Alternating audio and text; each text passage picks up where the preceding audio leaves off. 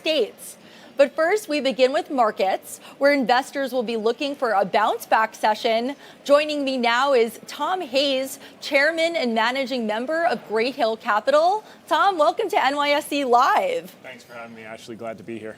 So right now, about 84% of investors are pricing in a rate cut.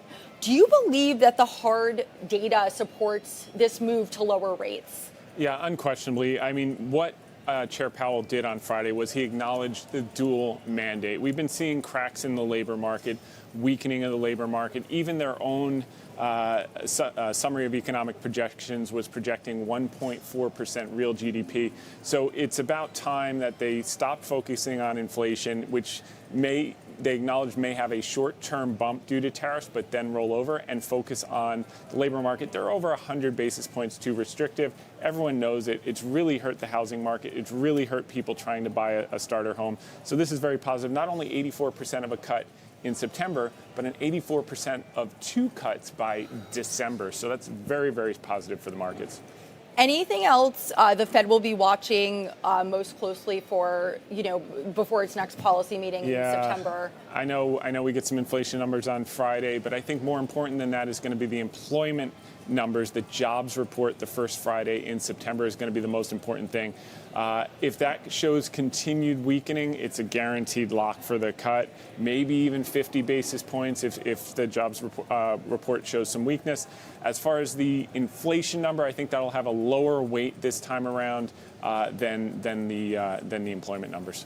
So earnings season is wrapping up. This is the third straight quarter of double digits earnings growth. Yes. What is your takeaway from this earnings season? Well, I mean, the bar was low. 4.8% earnings growth expected before we started, came in 11.8%. So it's not just that we beat and all the numbers were great.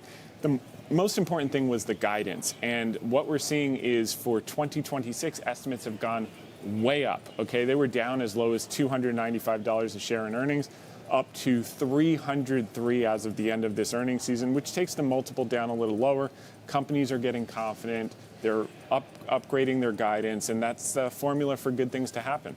So investors who bought the dip in April, proved to be successful. Yes. What is your guidance for investors for the rest of 2025? Okay, well, we've been pound the table bullish the last few months, so we are smiling so wide we could eat a banana sideways. However, Ashley, the key thing here is the market's moved a long way in a short period of time. So I think if you're just chasing the indices expecting a lot more, you might be a little bit disappointed because that's basically a Mag 7 index.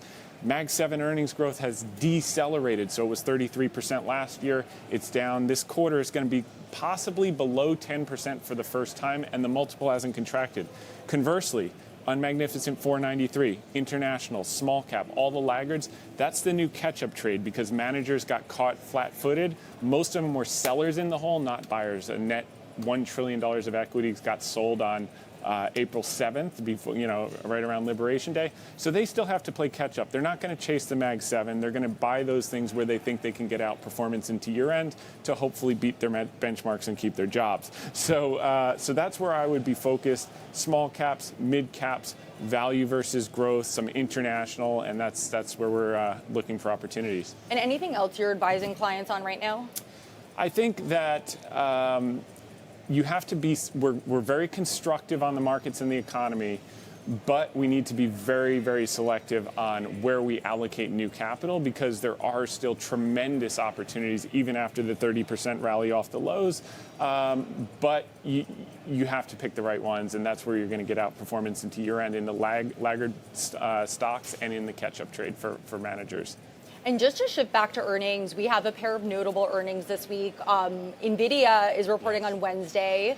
NYSE listed Alibaba on Friday. What should investors be looking for? As a major holder of Alibaba for a couple of years, brought our basis down to $82. I think Alibaba is going to shoot the lights out again. So for those who don't know, it's like the Amazon of China. They've got 40% of the e-commerce market. It's a toll taker on the middle class. They've got 40% of the cloud business, think Amazon Web Services, and growing. They're the cheapest AI play in the world. They have stakes in pretty much every AI startup in China. They've got the fastest large language models in the Qwen offerings. And that business, their AI products, have grown triple digits every quarter for the last 7 quarters, and I think we're going to see the same thing this quarter. So you got 20% expected earnings growth next year with Alibaba, trading at about 13 times earnings. You can't get that anywhere in the United States. And then President Trump keeps saying, I'm going to meet with Xi in China and et cetera. We're going to shake hands.